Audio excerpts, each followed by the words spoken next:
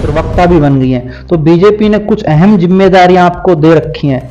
अब इन अहम जिम्मेदारियों को आप किस प्रकार निभा पा रही हैं महिलाओं के संदर्भ में, क्योंकि महिलाओं पर राजस्थान में भी अत्याचार कुछ देखने को मिले हैं, अन्य राज्यों में भी अत्याचार हैं।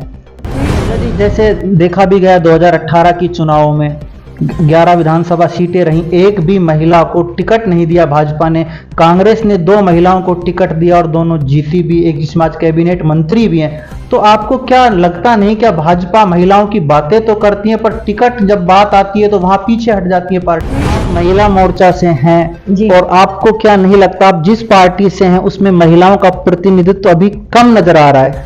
आप कह सकते हैं 15 साल से अलवर शहर में आपकी पार्टी के ही विधायक हैं और 15 साल से वही समस्या चली आ रही है, पानी की, बिजली की और सफाई व्यवस्था तो आप खुद ही देख रहे होंगे क्या है। तो इस पर भी आपकी पार्टी असफल रही है।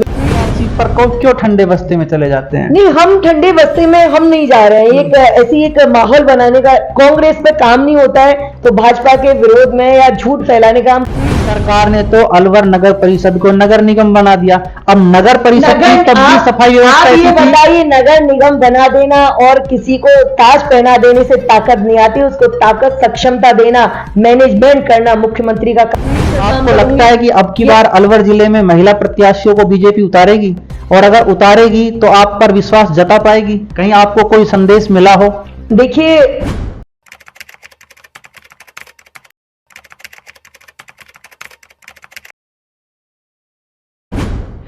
राजस्थान में कुछ ही समय के पश्चात आचार संहिता लग जाएगी, लेकिन इससे पहले विभिन्न राजनीतिक दलों ने चुनावी तैयारियां शुरू कर दी हैं। इन्हीं चुनावी तैयारियों में विभिन्न राजनेता सामने आ चुके हैं। कोई किस तरीके से अपनी बात रख रहा है, कोई किस तरीके से अपनी बात रख रहा है, तथा हम भी उन राजनेताओं के विचार जनता तक पहुंचाने का प्रयास कर रहे हैं। आज इसी कड़ी में हमारे साथ राष्ट्रीय उपाध्यक्ष भाजपा महिला मोर्चा व प्रदेश की प्रवक्ता पूजा कपिल जी हमारे साथ जुड़ी हैं। इनसे बात करेंगे विभिन्न मुद्दों पर। पूजा जी, आपका बहुत बहुत स्वागत है। Thank you so much. Puja ji, सबसे पहले आपसे सवाल यह है कि आपने राजनीति की शुरुआत कब से की और आप अपना राजनीतिक गुरु किसे मानते हैं?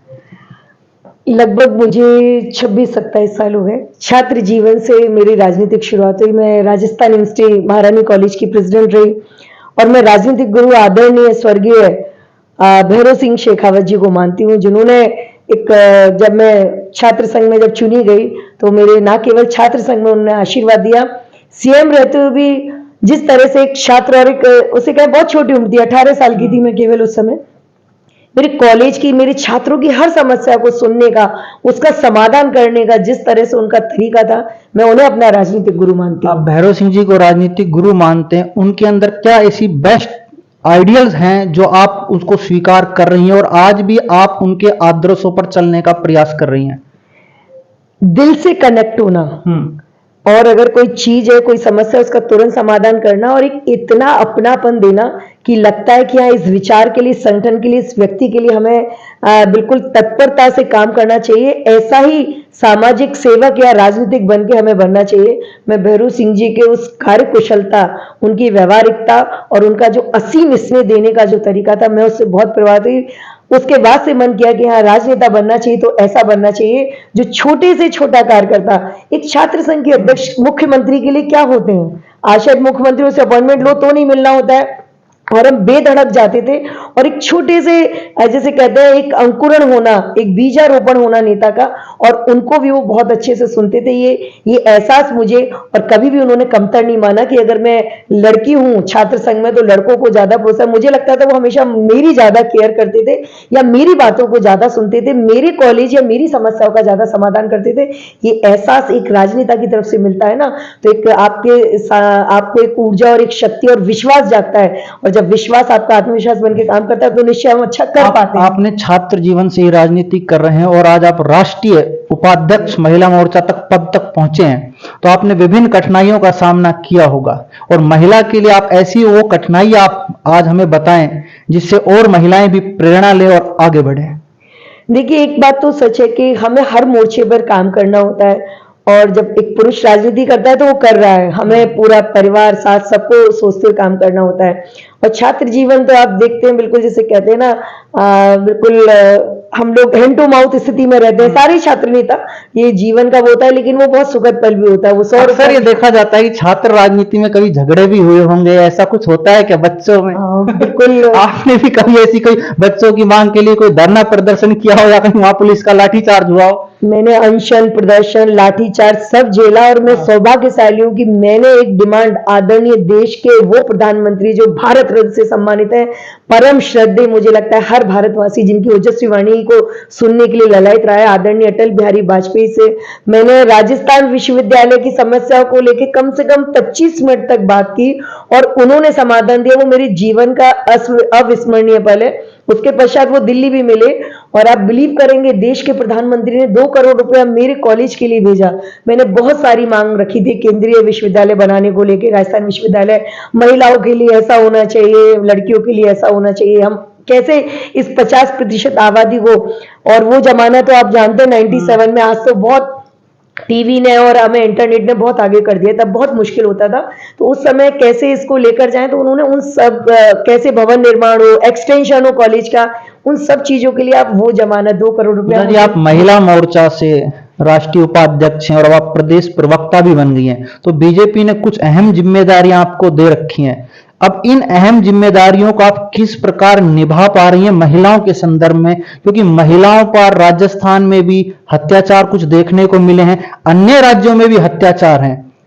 देखिए, महिला मोर्चे में मैं ये कहूंगी शायद मैं पीएचडी होल्डर की तरह हो गई हूँ। विगत 16-17 साल से मैं निरंतर महिला मोर्चे में, मुझे काम करने का पार्टी ने सौभाग्य दिया है और मुझे ये मेरे लिए बहुत सौभाग्य की बात है कि मैं निरंतर काम करती आ रही हूँ महिला मोर्चे में। किस तरह से महिला मोर्चा जो काम करता है कि सरकार की वो योजनाओं, चाहे हम सत्ता में रहें या संगठन में रहें, तो उस नारी शक्ति को या तो उन योजनाओं के माध्यम से सशक्त करें या उनको आगे कैसे लेकर आए। और आप, मुझे गौरव होता है कि मैं उस पार्टी में, उस विचार में हूं जहां पहली बार रूरल और अर्बन दोनों गवर्नमेंट में 50% अगर आरक्षण दिया गया, आप देखिएगा महिला प्रतिनिधि, जनप्रतिनिधि होने के नाते, तो भारतीय जनता पार्टी ने दिया। तो महिला को सशक्त करने का, और आज ऐसे यशस्वी प्रधानमंत्री हमारे बीच में जो हर योजना का ताना बाना, वो फाइटर से उड़ाने से लेके सैनिक स्कूल का द्वार खोलना हो, और जब अभी 15 अगस्त का नजारा देखा। आप महिला मोर्चा से हैं और आपको क्या नहीं लगता आप जिस पार्टी से हैं उसमें महिलाओं का प्रतिनिधित्व अभी कम नजर आ रहा है? आप कह सकते हैं अगर आप जनप्रतिनिधि के नाते देखें, लेकिन सशक्तिकरण का भाजपा का जो तरीका है, माध्यम है, आज पहली बार देश में सांसद में इतनी बड़ी तादाद में 105 महिलाएं, वो माहौल, देश को वो सुरक्षा, वो सम्मान देने का जो काम है, इसके साथ साथ कि पहली बार 11 मंत्री, और कोई डिपार्टमेंट नहीं छोड़ा, वित्त हो, फाइनेंस हो, रेलवे हो, जो मतलब आपका रक्षा हो, सारे डिपार्टमेंट महिला को दिए। सशक्तिकरण का वो मजबूत दौर मोदी जी ने चला रखा है, और आप देख रहे हैं अभी उनके समय में धीरे धीरे हमारा जिसे कहते हैं राजनीतिक दखल भी महिलाओं का मजबूती के साथ बढ़ रहा है। पार्टी ने 33% अंदर संगठन के अंदर हमें रिजर्वेशन महिलाओं को दिया है, और हर जगह महिलाओं को आगे रखने का काम कर रहा है। मैं मानती हूँ, आप जो मुझसे पूछना चाह रहे हैं कि जनप्रतिनिधित्व में या विधायक के टिकटों में, मैं निश्चय ही वो दिन भारतीय जनता पार्टी के ही काल में आएगा जिस दिन सर्वाधिक टिकट आज भी भारतीय जनता पार्टी देती है, और वो दिन की भी मैं आशा करती हूँ। हाल फिलहाल अलवर जिले में 11 विधानसभा आती रही है, पुराने अलवर जिले की बात करें तो 11 विधानसभाओं में आप किस विधानसभा से दावेदारी पेश करना चाह रहे हैं? निश्चित तौर पर मैं, मेरी ही विधानसभा जहां मैं रहती हूँ अलवर शहर से, मैं वहां से अपनी दावेदारी प्रस्तुत करना चाहूंगी। पार्टी आदेश करेगी तो, वरना जो पार्टी मुझे दायित्व देगी मैं उसका संपूर्ण निर्वहन करते हुए काम करूंगी। अब ये पार्टी के ऊपर डिपेंड करता है। भारतीय जनता पार्टी वो पार्टी है, आपने देखा एक चाय वाला आज देश का प्रधानमंत्री है, तो पार्टी कहेगी चुनाव में लड़ना है, निश्चित तौर पर मैं। जैसे देखा भी गया 2018 की चुनाव में 11 विधानसभा सीटें रहीं, एक भी महिला को टिकट नहीं दिया भाजपा ने। कांग्रेस ने 2 महिलाओं को टिकट दिया और दोनों जीती भी, एक जिसमें आज कैबिनेट मंत्री भी हैं। तो आपको क्या लगता नहीं क्या भाजपा महिलाओं की बातें तो करती है पर टिकट जब बात आती है तो वहां पीछे हट जाती है पार्टी? देखिए, एक नारी को जो सबसे ज्यादा लगता है तो उसकी सम्मान और सुरक्षा लगता है। देश में वो माहौल भारतीय जनता पार्टी दी है, सुरक्षा का, सम्मान का, नारी के सम्मान के लिए अड़ने वाली पार्टी। हाँ, ये मैं मानती हूँ कि अलवर में वो प्रतिनिधित्व नहीं मिला, लेकिन प्रदेश के और एरिया में वो प्रतिनिधित्व मिला, और पूरी तरह से आशान्वित हूँ। जिस तरह से आज देश की मेजोरिटी नारी शक्ति आप देखेंगे, आज महिलाएं बड़ी आगे बढ़कर राजनीति में पार्टिसिपेट करती हैं। ये माहौल देने का काम, ये सशक्त करने का काम किया भारतीय जनता पार्टी में। कांग्रेस में हम महिलाओं को तो बनाते तो हैं, लेकिन ठीक है, आप अगर यहाँ का एग्जांपल ले लें, अलवर से बिल्कुल प्रतिनिधित्व मिला है, ये खुशी की बात है, लेकिन और जगह से तो नहीं मिला ना। ये चीजें ओवरऑल समग्र माहौल देना, वो विश्वास देना, हम वो कर रहे हैं। आप अलवर शहर से दावेदारी कर रहे हो। अलवर शहर में महिलाओं के अपराध या दुष्कर्म जैसी कई घटनाएं सामने आ चुकी हैं, तो आप उन मामलों को किस नजरिए से देखते हैं? और आप महिला सुरक्षा की बात करते हैं, यदि आप विधायक प्रत्याशी होते हैं तो आप क्या महिलाओं के लिए सुरक्षा की बात करेंगे? पहली बात तो ये बहुत दुखद है कि विगत 3 वर्ष से राजस्थान पूरे देश में नंबर 1 है महिला अत्याचार बलात्कार में, और उसमें से भी सबसे दुखद है कि राजस्थान में अलवर, राजस्थान में नंबर 1 देश का नंबर 1 शहर है। ऐसा माहौल राजस्थान में कभी नहीं रहा।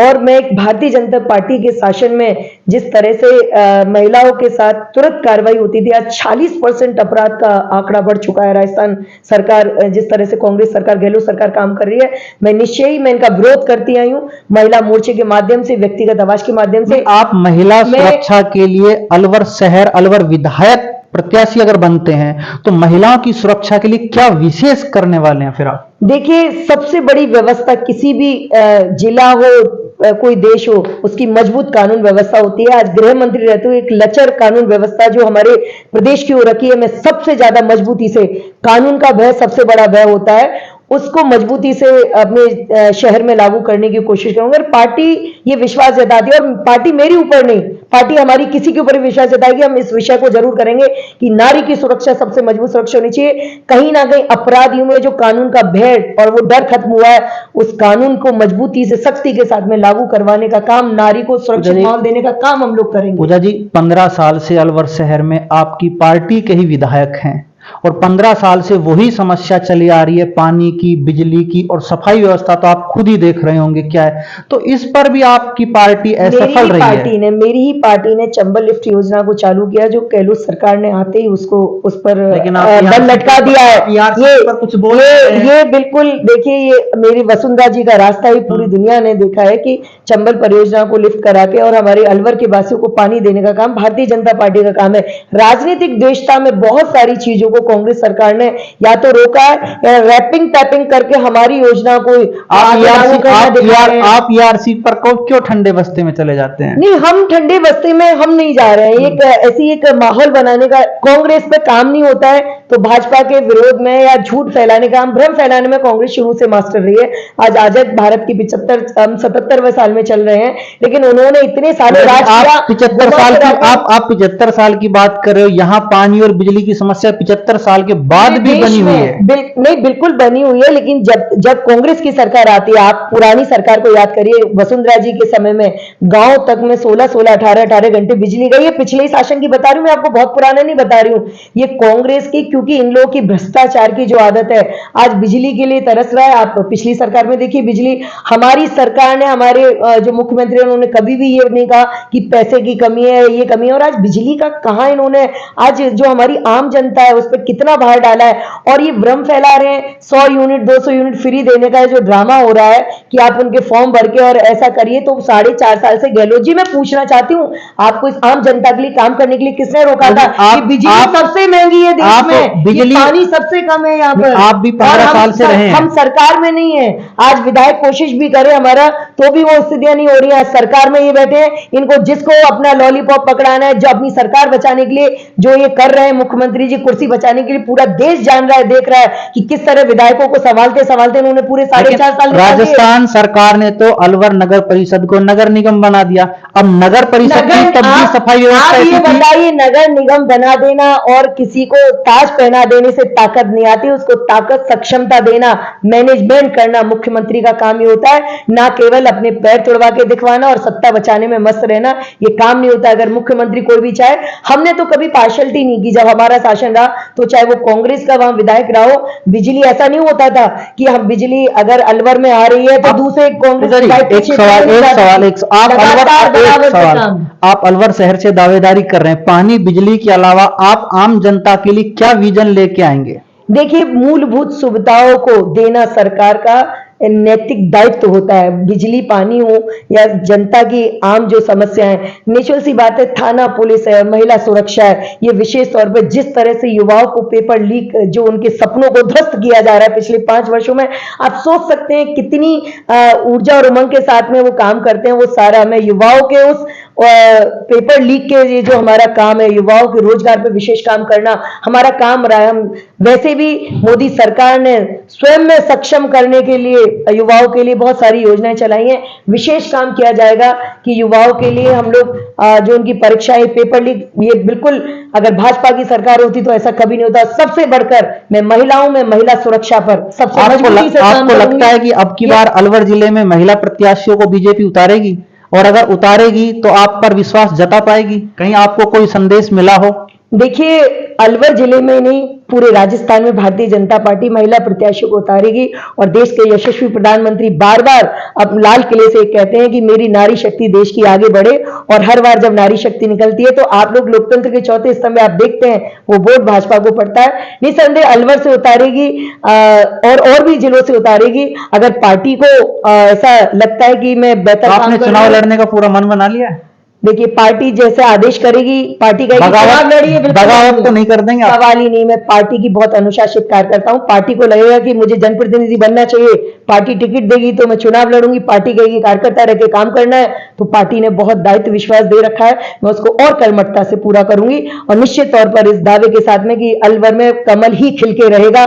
11 की 11 सीट, मैं संयुक्त जिले की बात कर रही हूं, पूरे अलवर की इस बार भाजपा की आएंगी। 2/3 बहुमत से हम मजबूती से कमल की सरकार बनाएंगे। हमारा निशान, हमारा चुनाव, हमारी जान कमल का फूल रहता है। ये थे हमारे साथ प्रदेश के राष्ट्रीय उपाध्यक्ष महिला मोर्चा से पूजा कपिल जी, तथा अभी हाल फिलहाल में ये प्रदेश प्रवक्ता भी बने हैं। देखते रहिए मेरे साथ वॉइस ऑफ प्रतिज्ञा, संदीप यादव, अलवर से।